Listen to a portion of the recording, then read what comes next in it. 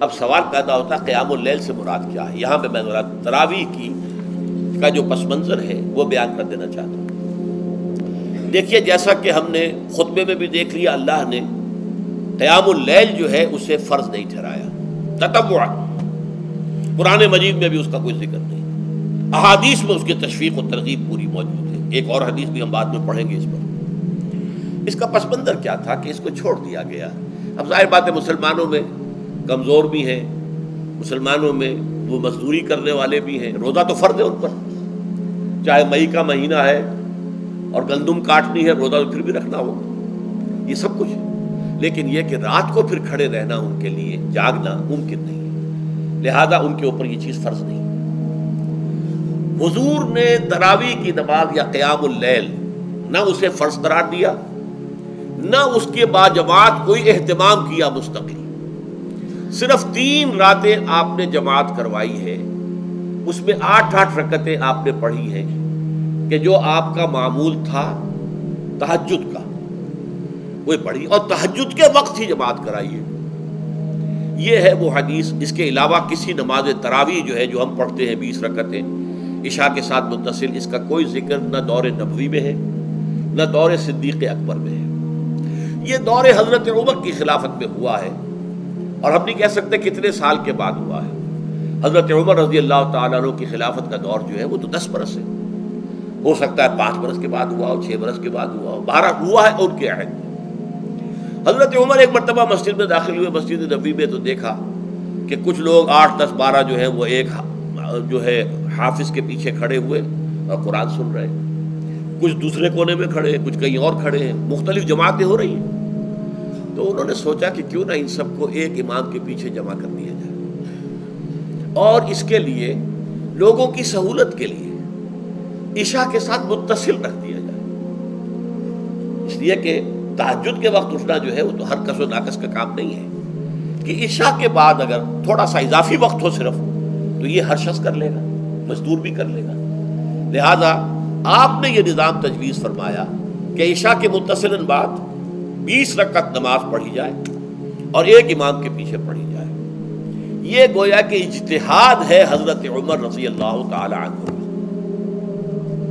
اس کو آپ نے خود بدعت بھی قرار دیا ہے، لیکن بدعت حسنہ۔ بدعت کس اعتبار سے؟ لغوی اعتبار سے، نئی بات، اس لیے کہ حضور کے زمانے میں نہیں تھی، تو یہ اس طریقے سے ایک نئی بات ہے، لیکن یہ بات چونکہ بہت اچھی ہے، بہت عمدہ ہے۔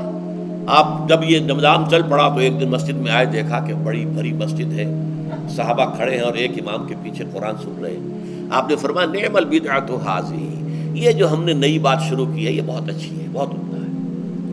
اب یہاں سے فرق واقع ہو گیا ہے۔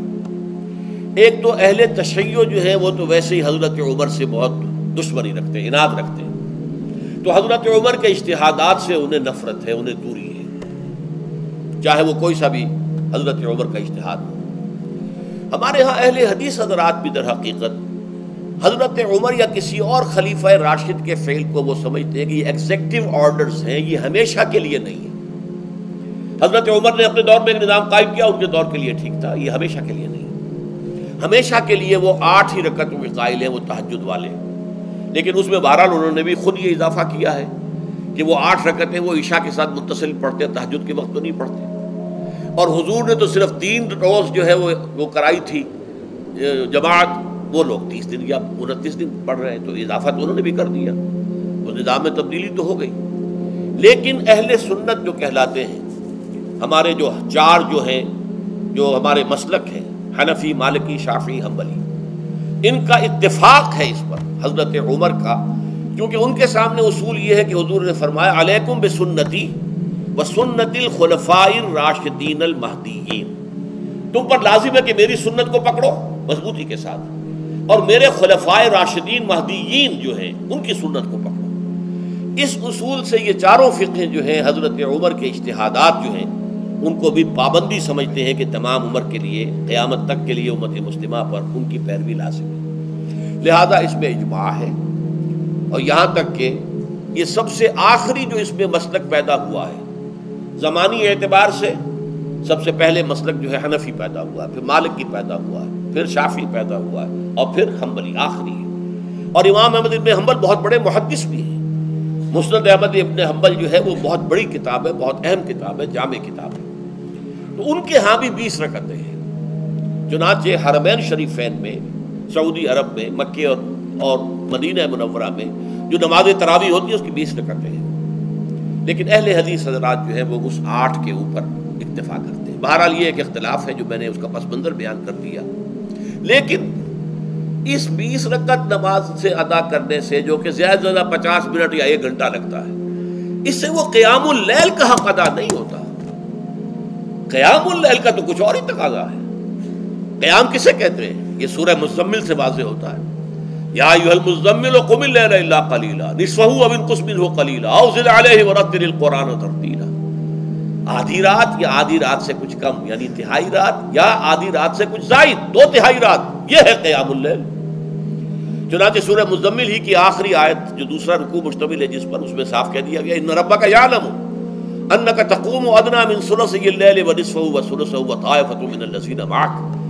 اے اللہ کے نبی، اللہ خوب واقف ہے کہ آپ بھی اور آپ کے ساتھ ایک جماعت بھی رات کو کھڑی رہتی ہے، 2/3 رات یا آدھی رات یا 1/3 رات.